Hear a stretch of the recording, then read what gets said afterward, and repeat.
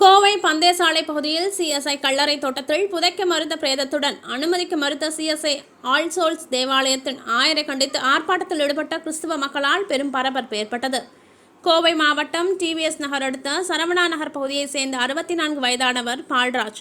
இவர் நெஞ்சுவலி காரணமாக நேற்று உயிரிழந்ததாக கூறப்படுகிறது. இந்நிலையில் இவரை கோவை சுங்கம் பகுதியில் உள்ள சிஎஸ்ஐ கல்லறை தோட்டத்தில் புதைப்பதற்காக அதனை பராமரித்து வருகின்ற கோவை பந்தயசாலை சிஎஸ்ஐ ஆல் சோல்ஸ் தேவாலயத்தின் ஆயர் சார்லிஸிடம் அனுமதி கடிதம் வழங்கப்பட்டுள்ளது எனவும் இந்த அனுமதி கடிதத்தை சிஎஸ்ஐ ஆல் சோல்ஸ் தேவாலயத்தின் ஆயர் சார்லஸ் நிராகரித்து விட்டதுடன் இவர்களுக்கு இந்த தேவாலயத்தின் பகுதியில் புதைக்க இடமில்லை என கூறியதாகவும் கூறப்படுகின்றது.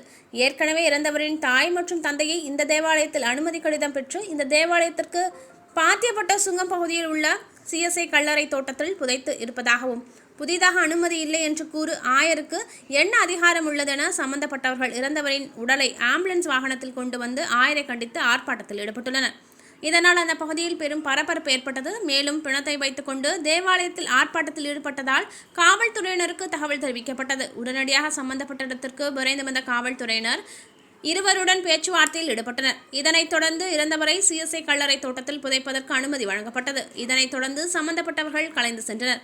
காவல்துறையினர் இருவருடன் பேச்சுவார்த்தையில் ஈடுபட்டு இறந்தவரை புதைக்க அனுமதி வாங்கி தந்த காரணமாக பெரும் பிரச்சனை தவிர்க்கப்பட்டுள்ளது. இதனால் இந்த பகுதியில் சிறிது நேரம் பெரும் பரபரப்பு ஏற்பட்டது குறிப்பிடத்தக்கது.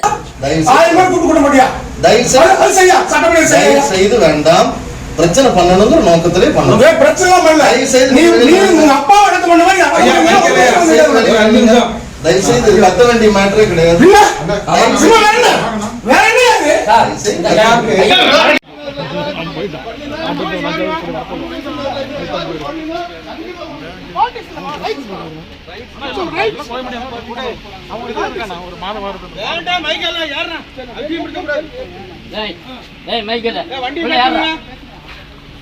டிரைவர்